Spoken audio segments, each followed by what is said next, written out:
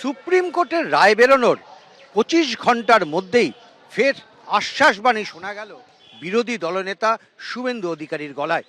আপনি বলছেন যাদের চাকরি গেছে তাদের চাকরি যাবে না? চাকরি গেছে রাজ্য সরকার এসএসসির জন্য, কিন্তু আমি মনে করি স্পেস আছে।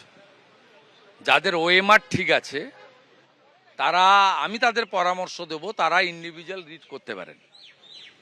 তারা, আমার বিশ্বাস তারা প্রোটেকশন পাবেন। এসএসসি বা রাজ্য সরকার আলাদা করে সেগ্রিগেট করেনি বলে যোগ্য অযোগ্য সুপ্রিম কোর্ট বাধ্য হয়েছে। 17 রকমের করাপশান হয়েছে সুপ্রিম কোর্ট বলেছে। সুপ্রিম কোর্ট কোনো নাম ধরে কিছু বলেনি, বলেছে কাদের কাদের চাকরি বাতিল হবে, যাদের ওএমআর টেম্পার হয়েছে, যারা প্যানেলের যে লংজিভিটি ছিল, আয়ু ছিল, তারপরে যারা নিয়োগ হয়েছে। এরকম 3-4টে দফা আছে, প্যারা 44 পড়বেন। আর 3 মাসের মধ্যেই সব নিষ্পত্তি করতে হবে, কথা কোথাও লেখা নেই। তার মানে বলছেন যে যারা যোগ্য তাদের চাকরি যাওয়ার ভয় এখনো নেই, মানে আপনার? আমি মনে করি যা ঘটেছে ডিউ টু মমতা ব্যানার্জি ঘটেছে। তৃণমূল অযোগ্য লোকদের বাঁচাতে চেয়েছিল, সেইটা করতে গিয়ে এদেরকে বলির পাঁঠা করেছে।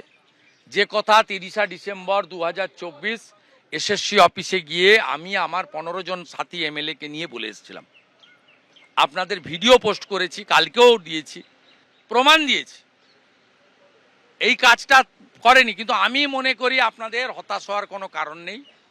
আপনারা ইন্ডিভিজুয়াল রিটও করতে পারেন, আর এসএসসিরও এই মুহূর্তে তাড়াহুড়া করার কোনো কারণ নেই।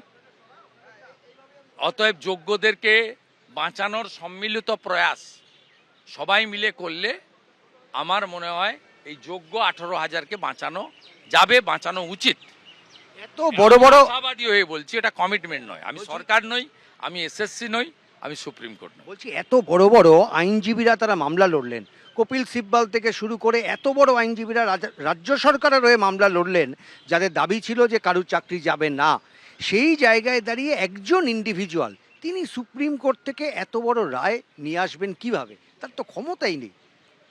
না না, আমি আপনাকে বলছি ওএমআর টেম্পার যারা হয়নি তারা তো ন্যাচারাল জাস্টিস 226-এ যেতে পারেন। কেন যেতে পারেন না? একা ববিতা দাস যদি হাইকোর্ট থেকে এত বড় ঘটনা উজাগর করতে পারে, তা যে কোনো একজন যোগ্য ওএমআর এর নাম্বার ঠিক আছে, একাডেমিক ঠিক আছে, বৈধ, সে সুপ্রিম কোর্টে গিয়ে কেন আনতে পারবে না? একা ববিতাই তো গোটাটাকে বের করেছে। ববিতা যদি, পরেশ অধিকারীর মেয়ের চাকরি যদি না হতো, ববিতা যদি বঞ্চিত হয়ে হাইকোর্টে না আসতো, আর অভিজিৎ গাঙ্গুলির মতো সৎ এবং অত্যন্ত একজন বলিষ্ঠ বিচারপতির কাছে না পড়তো, তাহলে আজকে মমতা ব্যানার্জি আর কালীঘাটের কাকু আর 73 বার অভিষেক ব্যানার্জি এ জিনিস তো বাংলা দেখতে পেত না, পার্থ জেলে থাকতো না। যারা শিক্ষকতা করছিলেন তারা কি স্কুলে যেতে পারবেন? তারা কি বেতন পাবেন? এই নিয়ে তাদের তো বার নেই। প্যারা 44 পড়ে নেন, সুপ্রিম কোর্ট পড়ে নেন প্যারা 44। আমার শেষ প্রশ্ন সেটা হচ্ছে যে মমতা বন্দ্যোপাধ্যায় 7 তারিখে বসবেন, তাদেরকে নিয়ে তাদেরকে আশ্বস্ত। বসবেনটা কি? উনি কালকে বলেছেন অটোনমাস এসএসসি, তাহলে উনি বসার কে?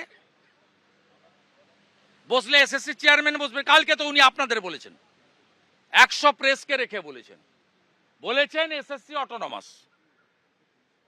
এসএসসি যদি অটোনমাস হয় উনি বসার কে?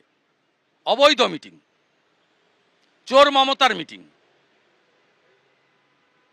আমি কাউকে যেতে না বলবো না, যেতে আপনারা পারেন, কারণ আপনাদের মুখ্যমন্ত্রী ডেকেছে, আপনারা কি করবেন আপনাদের বিষয়।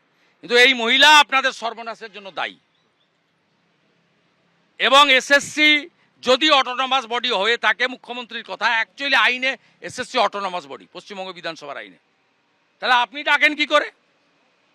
এসএসসি চেয়ারম্যান ডাকতে পারে, এসএসসি সেক্রেটারি ডাকতে পারে, এসএসসি ল সেল ডাকতে পারে। আপনি কে? একতরফা হবে না। আপনি যদি ওই দিন স্ক্রিনে থাকেন, বিরোধী দলনেতাও স্ক্রিনে থাকবে।